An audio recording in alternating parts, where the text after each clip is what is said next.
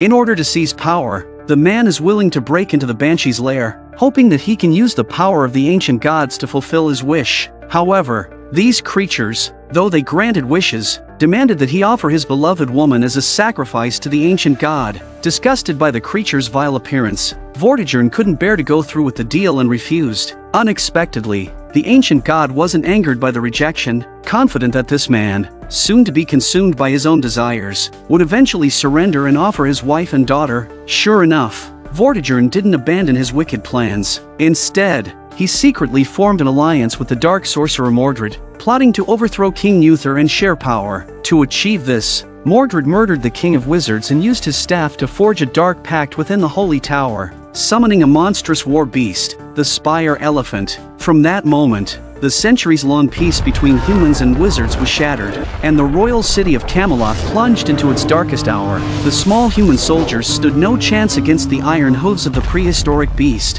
helplessly watching as it crushed through the city. Adding to the despair, Mordred unleashed dark forces that obliterated the city's defenders before they even had time to react. Facing such an enormous creature, despair unlike anything before appeared on everyone's faces. They retreated again and again, trying to defend the last piece of pure land with their flesh and blood. But Mordred on the altar showed no mercy and used a psionic spell to control the Colossus to break through the walls.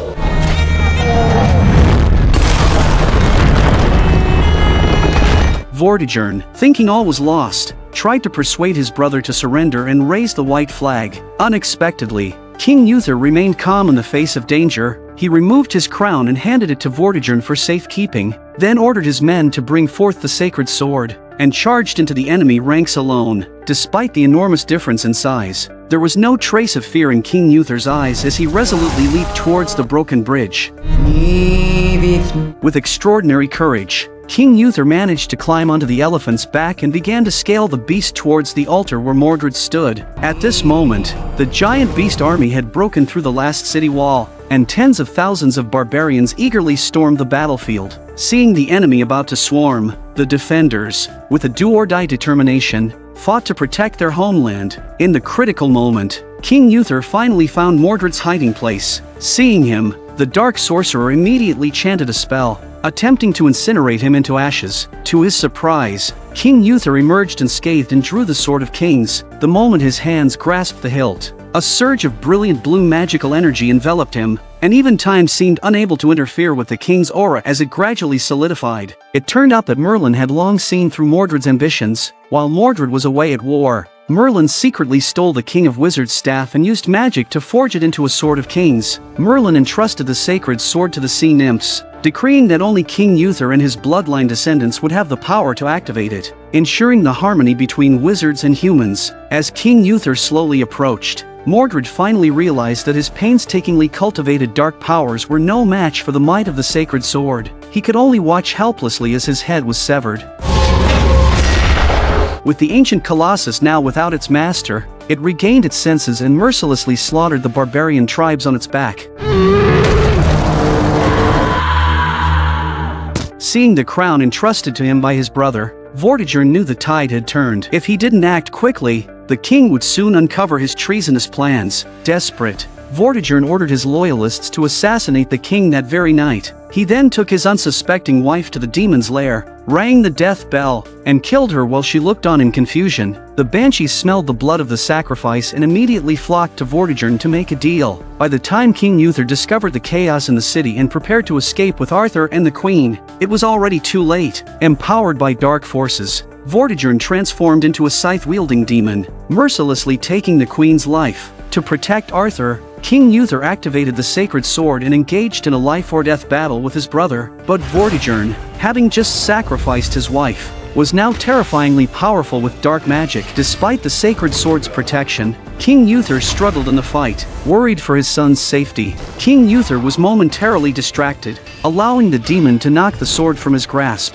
Hiding in the corner, Arthur, completely unaware of what's happening, cluelessly picks up the holy sword and hands it to his father, only to accidentally leave a never-ending scar on the palm of his hand. With no time to rest, King Uther, having retrieved the sword, resumed his battle with the demon. As he felt his strength waning, He turned and urged his son to flee, but then he found himself at a disadvantage, taking multiple blows until the demon lifted him into the air, leaving him incapacitated. To prevent the sword from falling into enemy hands, in his final moments, King Uther threw the sword into the air, which pierced his back as he transformed into a statue, merging with the Sword of Kings. When Vortigern reverted to human form, he shattered the wooden bridge, sending the Sword of Kings plummeting into the sea. Having sacrificed his wife and killed his brother, Vortigern finally ascended the throne, ruling with an iron fist and attempting to restore the Dark Tower to increase his power. Little did he know, young Arthur had survived the ordeal. Rescued by a kind woman, raised in the harshest conditions, Arthur learned unparalleled combat skills under the guidance of a pugilist, gradually revealing the regal aura within his bloodline. Sensing that Arthur had come of age, the sacred sword emerged from the river, unable to resist revealing itself to the world. Seeing this, the soldiers vied to pull the sword, but no matter how hard they tried, the Sword of Kings wouldn't budge. Vortigern saw this and felt bad, and immediately went to the Banshee's lair to sound the death knell. Unexpectedly, the other party told him that King Uther's bloodline was about to awaken, and once he allowed the other party to draw the king's sword in public, Vortigern would instantly lose his rightful inheritance status. Find the boy, kill him. The sword will answer only to you if you desire further help.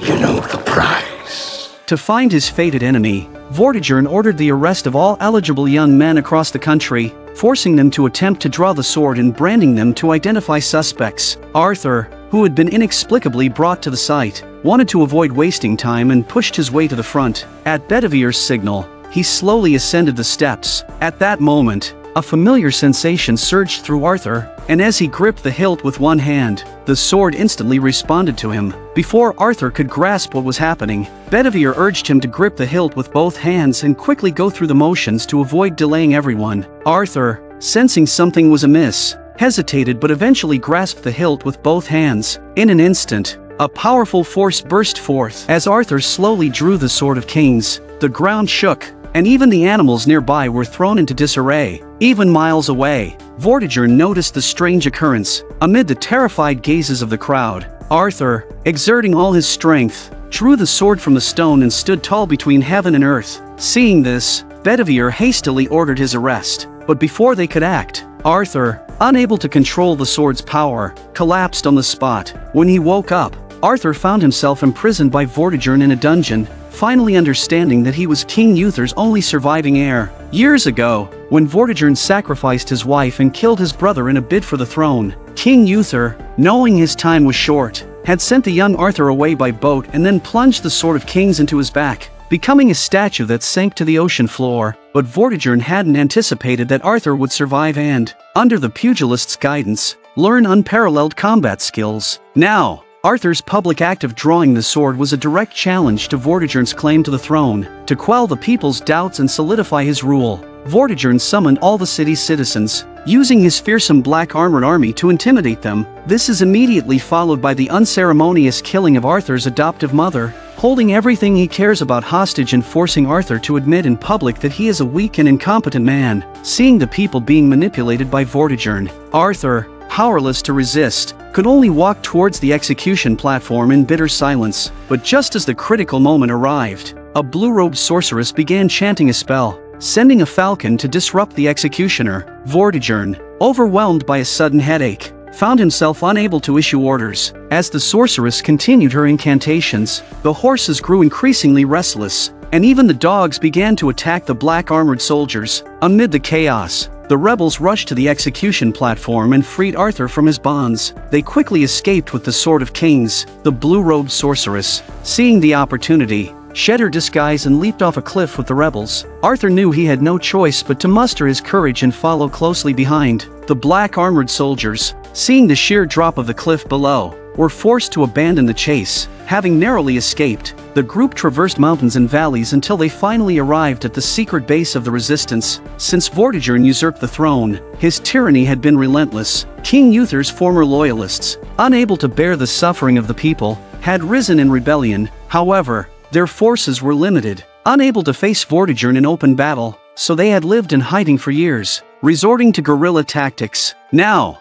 The news that Arthur had drawn the sword from the stone had spread across the 9 kingdoms. If he were to stand up against Vortigern, the oppressed masses would undoubtedly rally behind him, forming a formidable force. But to his surprise, Arthur doesn't intend to get caught in the middle of the storm, and just wants to settle down and live a normal life. He just wanted to live a quiet, ordinary life. Bill, seeing that the son of King Uther lacked any sense of responsibility, was instantly furious and slapped Arthur out of frustration. Arthur slowly stood up, once again stating that he didn't want to get involved in the Resistance's war. No matter how much they pressured him, he wasn't going to act recklessly.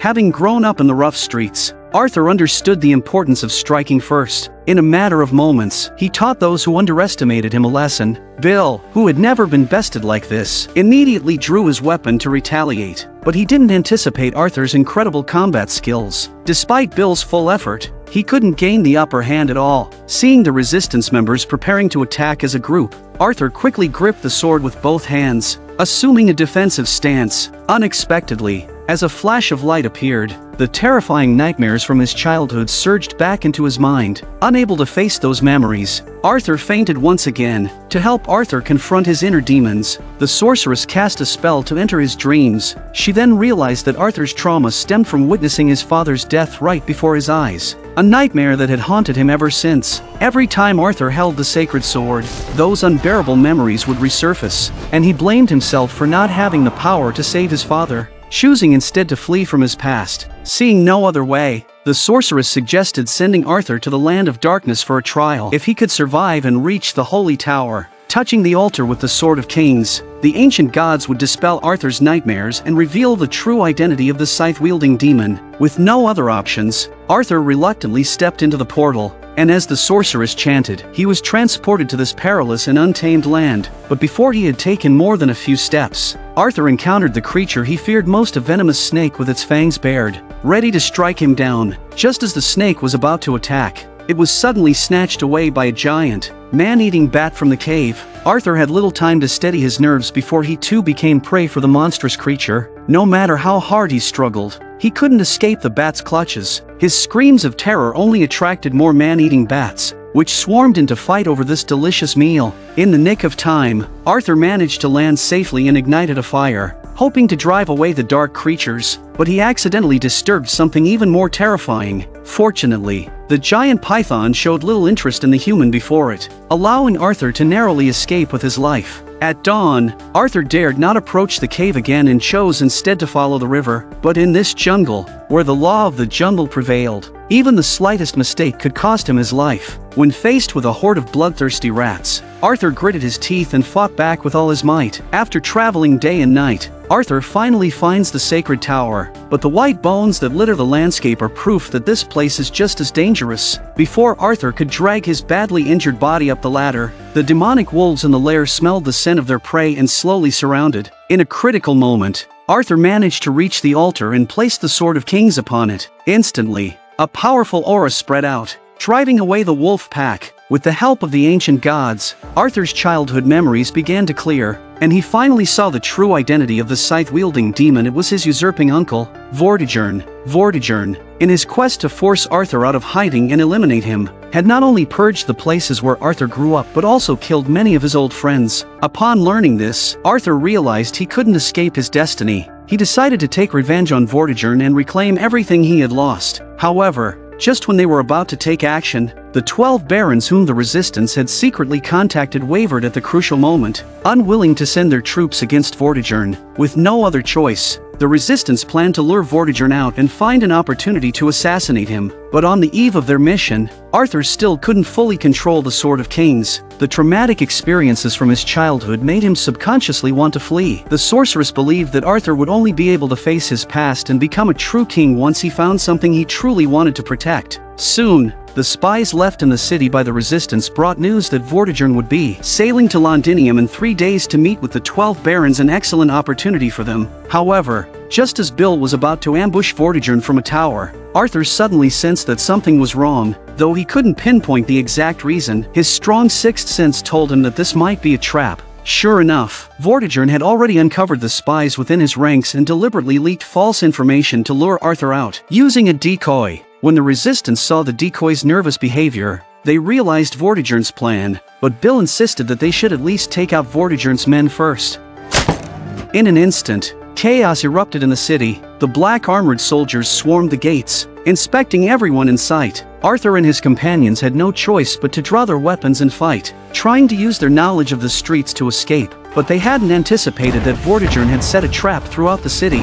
Scouts everywhere fired smoke signals into the sky, tracking Arthur and his group's movements. As they watched their comrades fall one after another, the sorceress sought help from the pugilist who had trained Arthur. Despite their efforts to cover each other, they were overwhelmed by the sheer number of black armored soldiers. Soon, they were surrounded by archers. Though skilled, they were vastly outnumbered, and if they didn't retreat into the underground tunnels soon, they would be annihilated. Facing this life-or-death situation, none of them flinched. They all stayed behind, urging Arthur to escape. As the black armored soldiers closed in, Arthur steeled himself and drew the sacred sword, ready to fight to the death. Seeing so many brave warriors sacrificing themselves, Arthur finally understood what he wanted to protect. With both hands gripping the Sword of Kings, a fierce storm of dust and sand erupted around him. Before the enemy could react, Arthur struck first.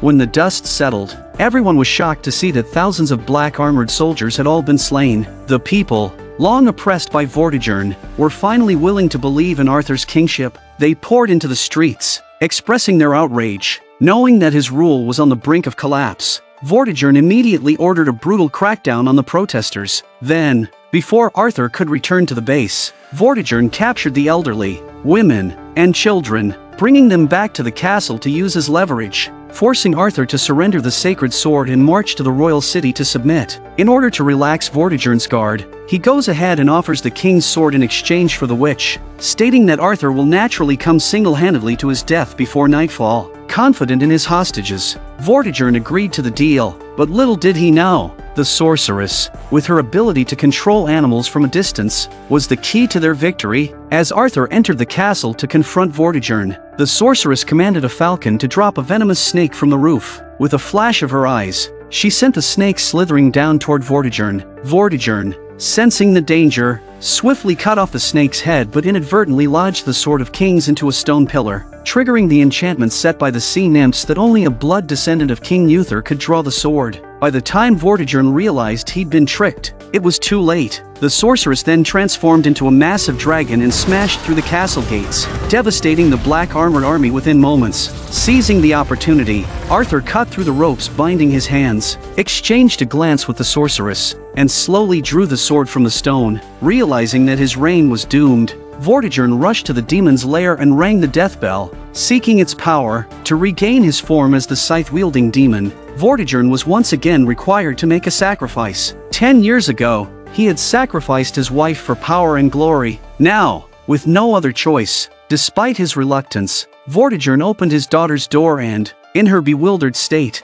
killed her. He then offered her body to the demon, finally gaining the dark power he had long desired. By this time, the black armored army had been defeated by the resistance, and with Arthur wielding the sacred sword, they stood no chance.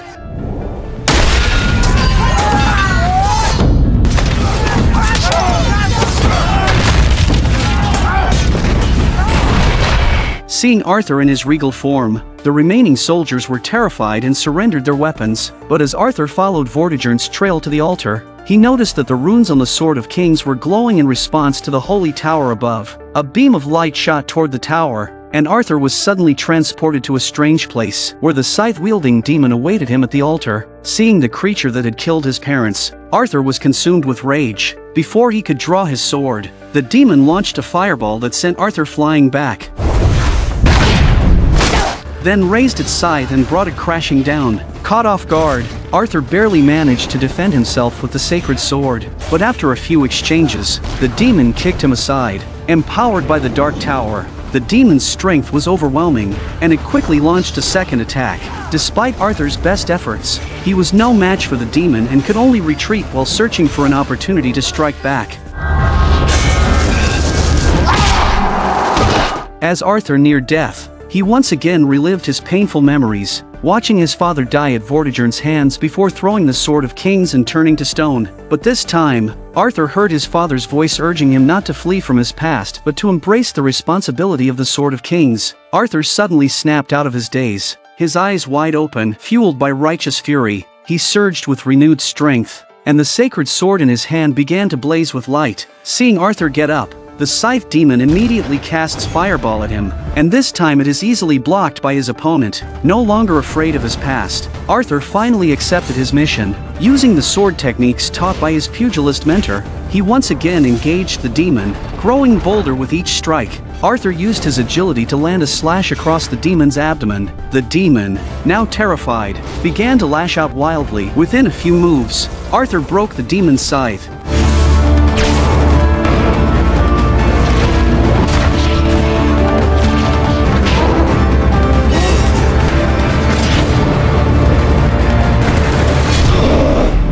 You created me. For that, I bless you. Arthur then unleashed the full power of the sacred sword, destroying the Dark Tower and wiping out all of Vortigern's evil.